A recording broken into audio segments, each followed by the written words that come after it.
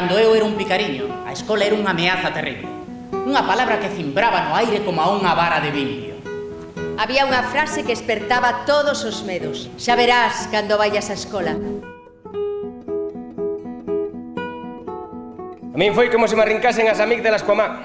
A maneira que tiña o mestre para arrincarnos a geada da fala para que non dixeramos agua, nin jato, nin gracias.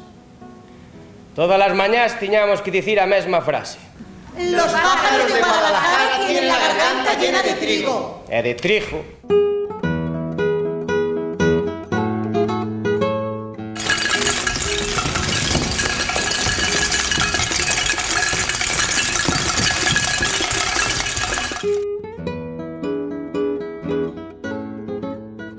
Tilonorrinco. A ver. Tilonorrinco. Gustouche a escola? Moito. E non pega, mamá. O mestre non pega. E bater as palmas como xitano, e bater as palmas diante do mar, e traer no llano unha flor branca, e cantar a luz como un galo cego, e chorar, chorar, chorar de alegría. Eu podo axudar a señora, sei onde conseguir ollos de bonecas. As atencións que ten con neno son unha honra para nós. O neno ben o merece.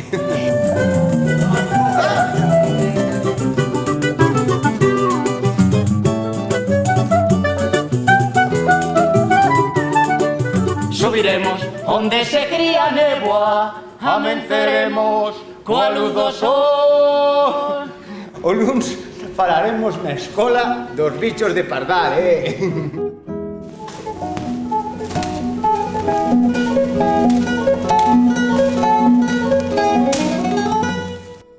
56. Levante, por favor. 101.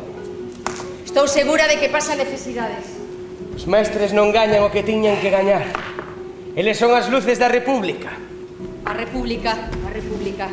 Saberemos onde vai parar a República. A República é a que nos vai sacar desta miseria.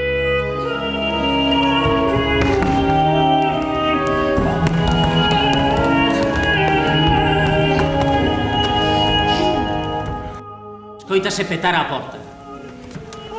É Amelia, a veciña que traballa na casa de Suárez, o indiano. Sabedes o que está pasando? Os militares na Coruña declararon estado de guerra. Están disparando contra o goberno civil. Ti faime caso, Ramón. Imos ir a la meta. E o máis importante, papá non lle regalou un traxe ao mestre. Sí que yo regalou. Non, Moncho! Ali estaban o alcalde, os dos sindicatos, o bibliotecario do Ateneo Resplandor Obreiro Charla, o vocalista da orquestra Sole Vida, e tamén un canteiro chamado Hércules, pai de Don Bodán.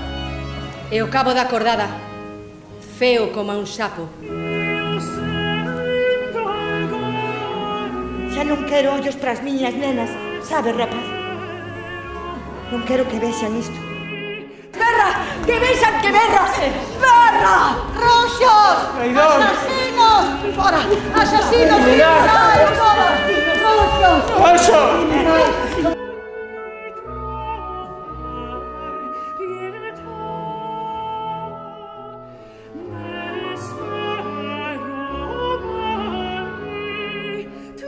Conseguimos que unha xeración, unha soa xeración, medre libre neste país, xa ninguén lles poderá arrincar nunca a liberdade.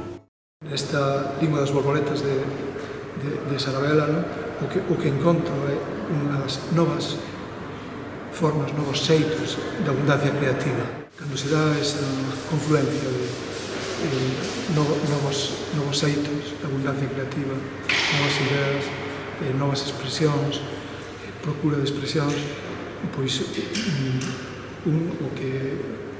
que atopa é un depósito de esperanza. Sae desta lingua das borboletas de Sarabela,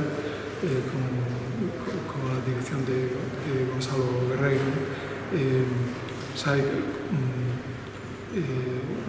con unha esperanza indómita.